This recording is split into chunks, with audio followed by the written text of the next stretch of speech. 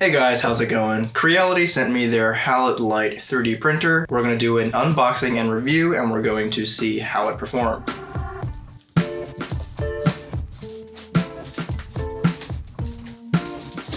So let's go ahead and get started. Get this printer out of the box! Did not think this through.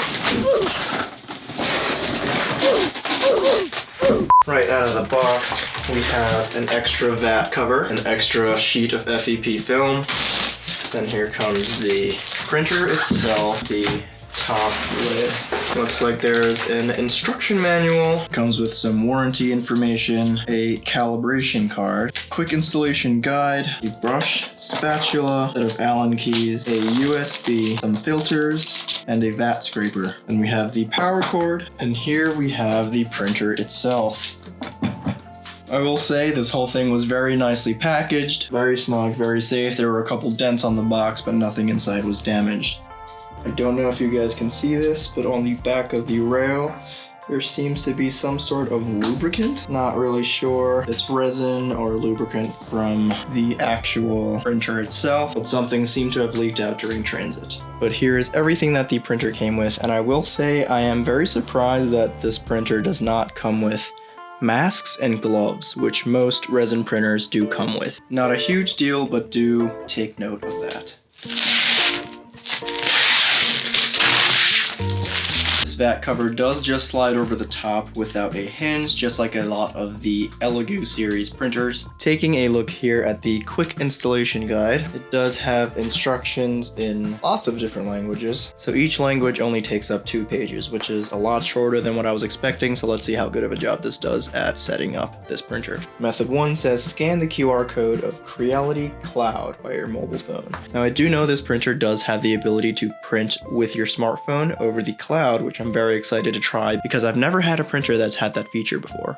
So let's grab my phone here. Nice little animated UI comes up. I will be downloading this on the App Store, and it says app is not available in your country or region. I'm located in the US, so I'm a little surprised. Let's see, what if we search it up? So the app Creality Cloud does come up, so I'm assuming that QR code is just an invalid one or one that is set for another country. So Creality, if you're reading this, please update this PDF file. Method 2 says login Creality Official with a computer. This will probably be the way I use this printer the most, either that or method 3 using the USB stick. So it looks like this app shows us 3D models, sharing 3D models with other users. Okay, so it looks like we have some ads here as well as a bunch of 3D models that people have designed and uploaded, much like its own server or Thingiverse or My Mini Factory. It looks like some of these do cost money. I think they have their own currency in this app with these coins. We have a bunch of different sections and categories. Not sure how accurate some of these are. Looks like some people have just uploaded things without really looking at the categories. We've got the devices tab, which lets you add a device, and we are going to add the HALOT-LITE. I see, so we just earned 51 coins, so I'm assuming that is the type of currency that we will be using to purchase STL files. All right, and now there is a quick setup guide from here, but let's get that plugged in and set up. All right, looks like we have a nice little boot up screen, and it looks like it's gonna raise that platform all the way up until it hits that end stop. So let's take out the resin trough. That is a name I've never heard it called before. I've always called it the vat, and I will probably refer to it as the vat for this entire review. So it looks like in the manual, they have it stopped around the middle, so I'm gonna hit stop right there. And with all 4 of these bolts loosened, this does come out. There we go. This is going to be our print bed, a 192 by 120 millimeters printing size, and with the vertical axis we have 200 millimeters. So that's a very decent printing size compared to most of the resin printers that are pretty cheap on the market today. Here we have a 8.9-inch monochrome LCD display, along with that 5-inch touchscreen that we just used to set up the printer. They do have a cooling and filtration system, although you still will have to be using this printer in a well-ventilated room.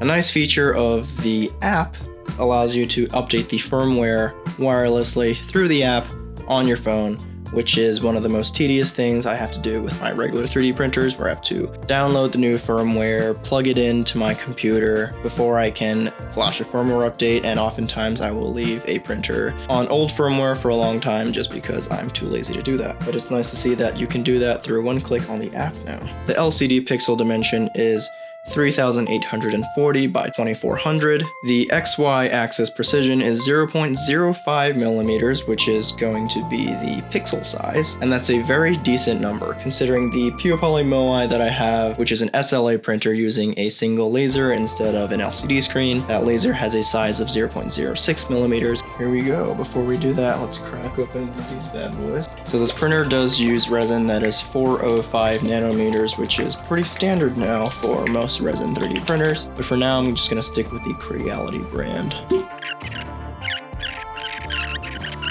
Let's go down here and let's try the hollow ball. So we have that model importing.